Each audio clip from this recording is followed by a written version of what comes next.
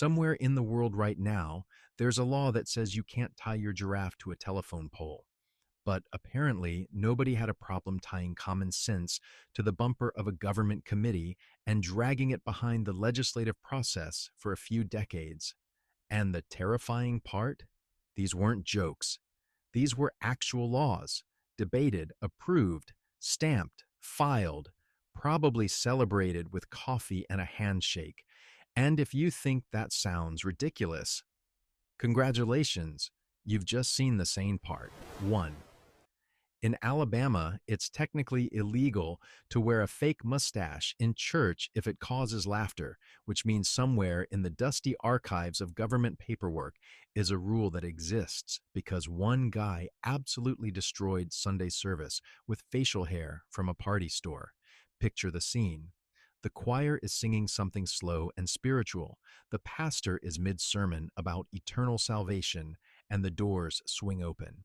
In walks a man looking like a cartoon villain who just escaped a low-budget Western. The mustache is crooked, the confidence is high, and suddenly the entire congregation collapses into giggles like a middle school classroom when someone says the word but. Now, most reasonable institutions would simply tell Gary to knock it off, but government logic is different.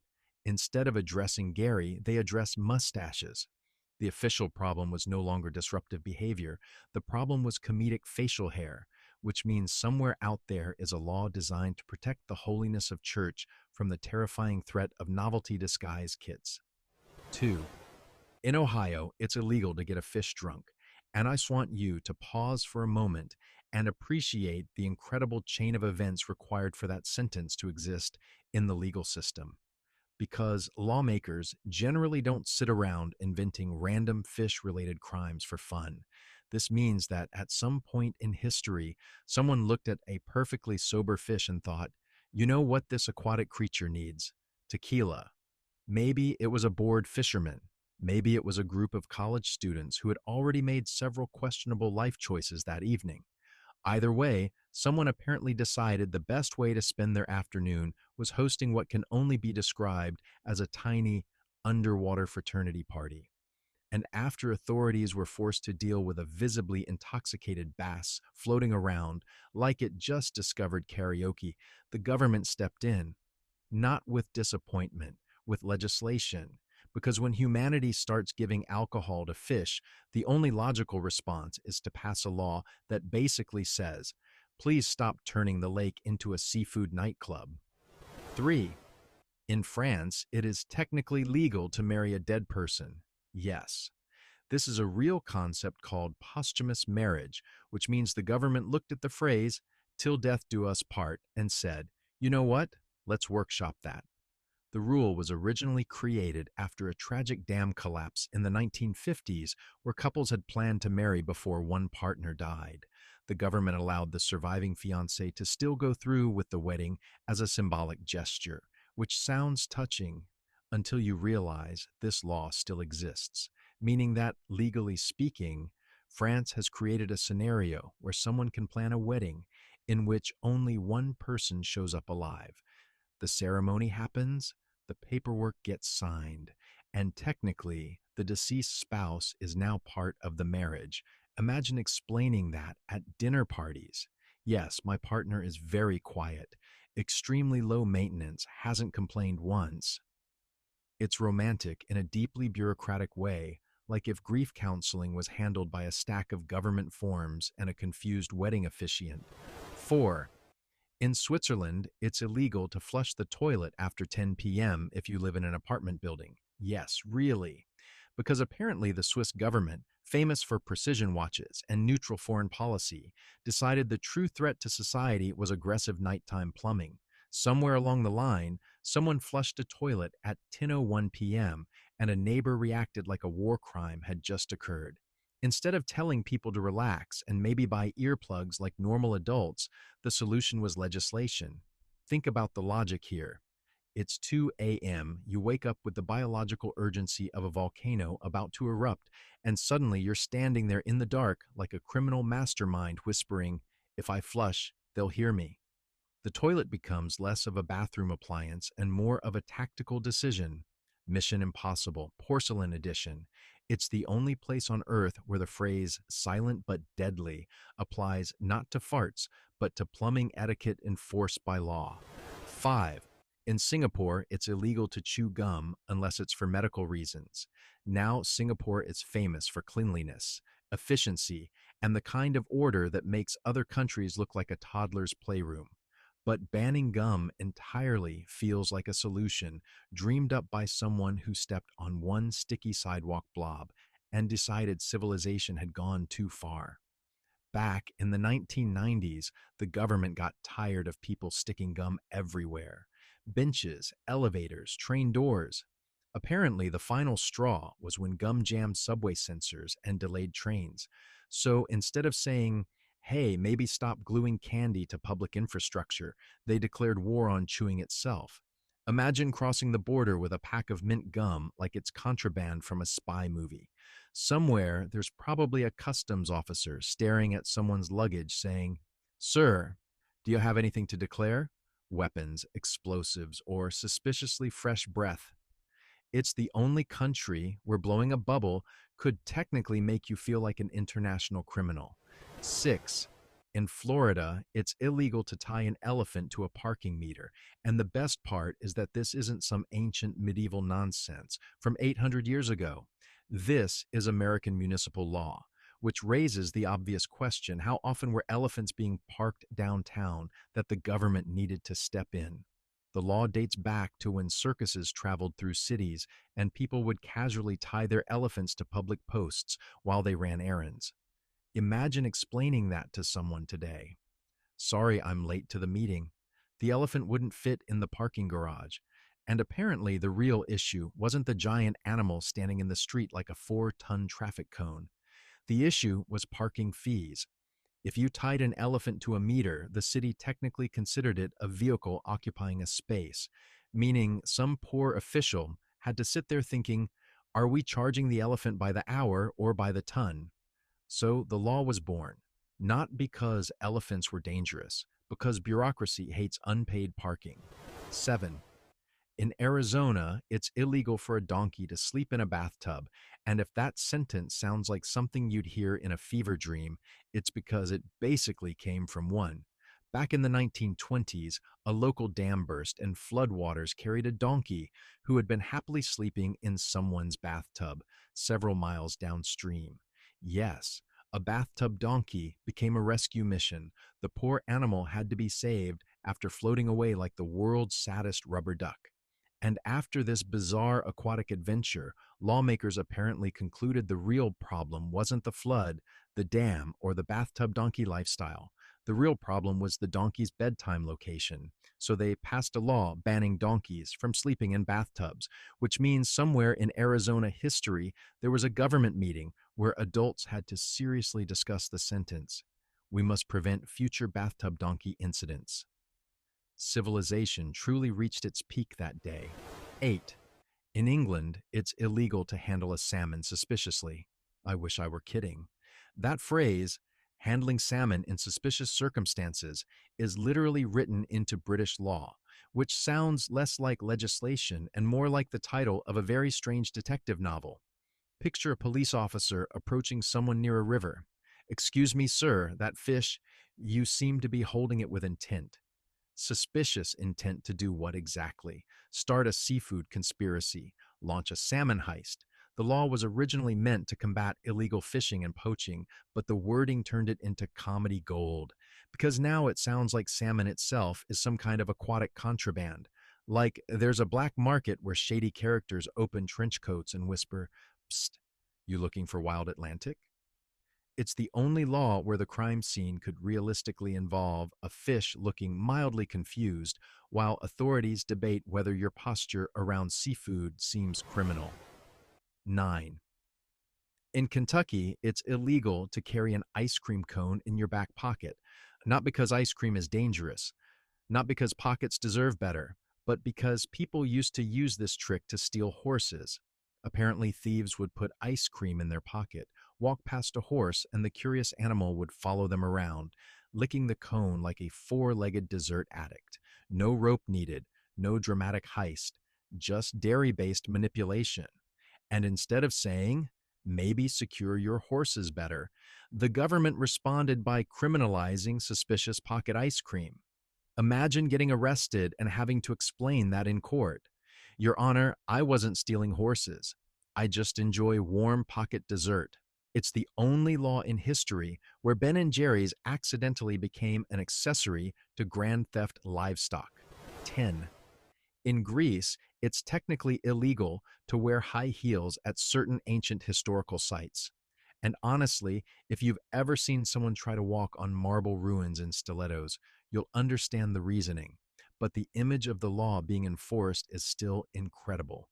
Picture a tourist arriving at the Parthenon, dressed like they're about to attend a red carpet event, only to be stopped by a guard saying, "Ma'am, those shoes are a threat to civilization." The idea is that sharp heels can damage ancient stone surfaces, which means these ruins survived thousands of years of war, earthquakes, and collapsing empires. But apparently, the real danger was fashion. Alexander the Great conquered half the known world, yet the Parthenon's greatest enemy turned out to be a pair of designer pumps from Milan. 11. In Japan, there's a law that limits waist sizes for adults over 40. Yes, your government can technically measure your stomach. The policy was introduced to fight obesity and promote healthier lifestyles, which sounds noble until you imagine the execution. Picture a yearly checkup where someone in a suit walks in with a measuring tape like they're tailoring a pair of pants, except instead of fashion advice, they're saying, "Sir, the nation is concerned about your midsection." It's like the entire country collectively agreed to fat shame itself with bureaucratic efficiency. And if you exceed the limit, technically, your employer can be pressured to help reduce those numbers. It's the only place where your belly could feel like it's participating in a national statistics report.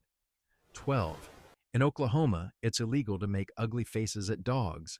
This law exists because apparently at some point someone was bullying a canine with aggressive facial expressions. I don't know what that looked like, but I imagine a guy crouching in front of a golden retriever like a Looney Tunes villain going full cartoon mode. And instead of telling people to stop antagonizing animals like middle schoolers, lawmakers stepped in to defend canine emotional well-being, which raises questions. What counts as an ugly face? Are we talking mild sarcasm or full demon possession? Can dogs testify in court? Somewhere in Oklahoma, there's a theoretical scenario where a police officer pulls someone aside and says, "Sir, we've received reports you are making deeply offensive expressions toward a Labrador." 13. In Italy, feeding pigeons in Venice is illegal. And honestly, if you've ever seen Venice pigeons, you understand why. Those birds aren't cute, they're organized. Feeding them once is basically signing up for a feathery mafia protection plan. Tourists used to toss bread in the famous squares, and the pigeons multiplied like they were running a franchise. Eventually, the city realized centuries-old architecture was being slowly redecorated in bird poop, so the government stepped in, not to negotiate with pigeons, because clearly that's impossible, but to outlaw feeding them entirely, which means Venice became the first city where tossing a breadcrumb could technically be considered aiding and abetting organized bird activity. 14. In Canada, it's illegal to pay for something with too many coins. The Currency Act literally limits how many coins you can use in one transaction, which means there is a legal point where your attempt to pay becomes a financial crime. Imagine rolling into a store with a backpack full of pennies, like a medieval tax collector. "Good evening. I'd like to purchase this television using 14,000 coins." At that moment, the cashier doesn't just sigh. They can legally refuse you. The law exists because governments realized there are two kinds of people in the world: normal customers and the chaotic individuals who would absolutely try to buy a refrigerator using loose change out of spite. 15. In Denmark, before starting your car, you're legally required to check underneath it for sleeping children. Yes, that is an actual rule, which sounds bizarre until you realize the law probably came from safety concerns decades ago when kids played around parked cars in narrow streets. Still, imagine the routine. You wake up, grab your coffee, head to the driveway, and then crouch down like a mechanic inspecting the undercarriage for tiny humans. It's a strangely wholesome but very specific precaution because most driving laws deal with speed limits or seat belts. Denmark looked at the problem differently. They said, before you worry about traffic, maybe confirm you're not about to drive away with a surprise child underneath your vehicle, which is honestly solid advice, but still one of the most unexpectedly surreal legal requirements ever written. 16. In Samoa, it's technically illegal to forget your wife's birthday, not to celebrate it poorly, not to buy a terrible gift, to forget it entirely, which means somewhere in the legal code there is a rule that turns a marital mistake into a potential criminal offense. Now imagine explaining that to a police officer. Sir, what seems to be the problem? My husband committed the most unforgivable crime known to this nation.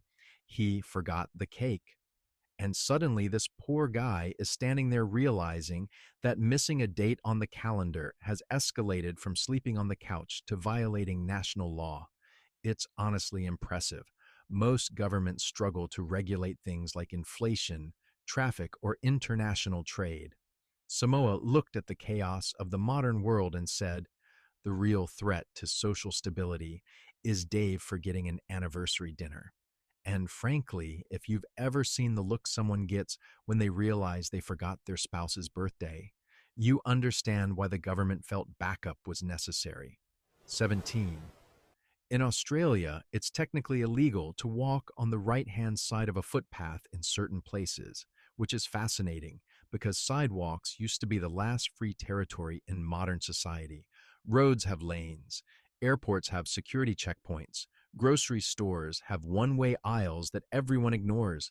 But sidewalks? That was the Wild West. Apparently not in Australia. At some point, someone must have witnessed pedestrian traffic so chaotic that lawmakers decided the solution was to treat walking like driving. Suddenly, the humble sidewalk became a structured transportation network.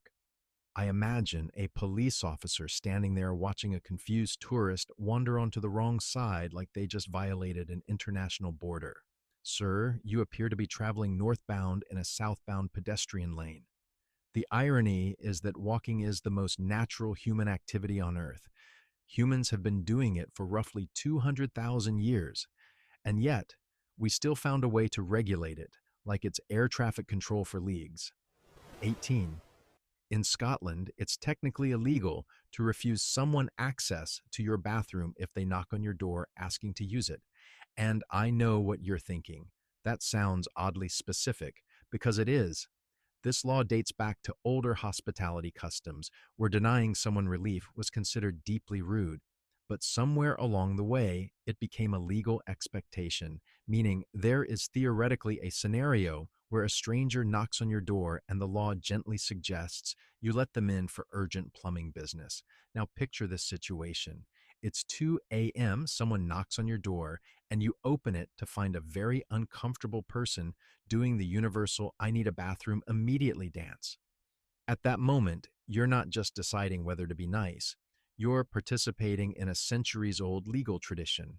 Scotland basically looked at human dignity and said, listen, and we're not monsters. If someone really has to go, the bathroom is now a matter of national courtesy. 19. In Thailand, it's illegal to leave your house without wearing underwear, which means somewhere in the Thai legal system, there exists a rule that quietly assumes the government might need to enforce underwear compliance. Now, realistically, no one is running around checking this like airport security for pants, but the existence of the law raises some fascinating questions. Who discovered this problem in the first place?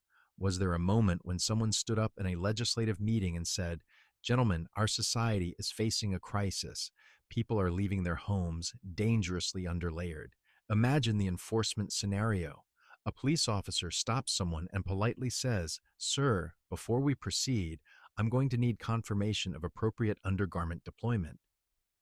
It's one of those laws that feels less like public safety and more like a government politely reminding everyone, please behave like a functioning adult when getting dressed. 20. In Switzerland, it's illegal to own just one guinea pig. Yes, the law requires them to have a companion, because guinea pigs are social animals and apparently loneliness is considered cruel, which honestly is both wholesome and deeply hilarious at the same time. Imagine going to buy a guinea pig and the clerk gently explaining, "Sir, you cannot legally purchase a single potato shaped squeak machine. It must come with a friend." Somewhere out there is a bureaucratic system that has quietly decided guinea pigs deserve a better social life than most humans. Think about it. You could theoretically spend years living alone in an apartment, eating microwave dinners and watching reality TV, and the law doesn't care. But a guinea pig, absolutely not. That little fluffball must have a roommate. Switzerland basically looked at society and said, if anyone deserves guaranteed companionship, it's the hamster that looks like a sentient loaf of bread. 21.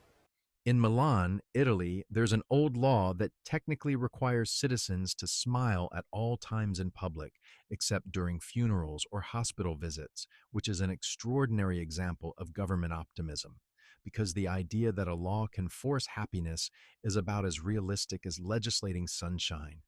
Imagine walking through the city on a Monday morning after spilling coffee on your shirt, missing your bus, and realizing you forgot your wallet, and then remembering you are legally required to look cheerful about it. Somewhere, there could theoretically be a police officer saying, "Sir, that frown violates municipal code." It's the most Italian solution imaginable. Regulate emotional vibes. Of course, the rule is rarely enforced today, but its existence suggests that centuries ago, someone believed the key to a better society was mandatory positivity, which is basically the legal version of someone telling you to just smile more when your life is falling apart. 22. In California, it's illegal to whistle for a lost canary before 7 a.m. I would love to know the story behind this one because it implies a very specific neighborhood dispute. At some point, there must have been a person who woke up every morning at dawn and began enthusiastically whistling like a malfunctioning tea kettle while searching for a runaway bird. And the neighbors probably endured this daily performance until someone finally said, "You know what? We need legislation. Not a polite conversation, not a noise complaint, a law," which means California officially decided the real public nuisance wasn't the lost bird. It was the overly dedicated whistler conducting a sunrise bird reunion concert. Somewhere in the archives, there is a legal acknowledgement that the phrase lost canary whistle disturbance needed to be addressed at the government level. 23. In Japan, it's illegal to be overweight beyond certain waist measurements under what's known as the Metabo Law, which sounds less like health policy and more like a national fitness challenge issued by the government. Companies are actually encouraged to measure employees' waistlines and promote healthier lifestyles. Now imagine the corporate meeting where someone says, "Good news, team. This year we're tackling productivity and also Greg's stomach." It's a fascinating example of cultural priorities. Some countries regulate taxes or environmental standards. Japan looked at public health and decided waistlines should be part of national statistics. Somewhere in a spreadsheet, there is probably a column labeled average belt notch per citizen. It's not exactly a criminal offense, but the pressure is real. The government essentially looked at everyone's pants and said, "We believe in you, but maybe loosen the ramen schedule." 24. In the United Kingdom, members of parliament are technically not allowed to die inside the Houses of Parliament, which is one of those laws that feels like it came from a bureaucratic nightmare scenario.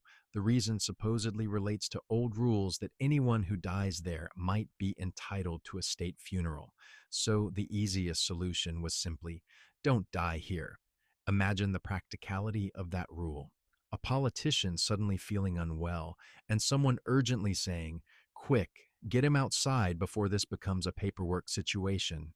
It's a law that treats mortality like an administrative inconvenience, not death itself, just the location.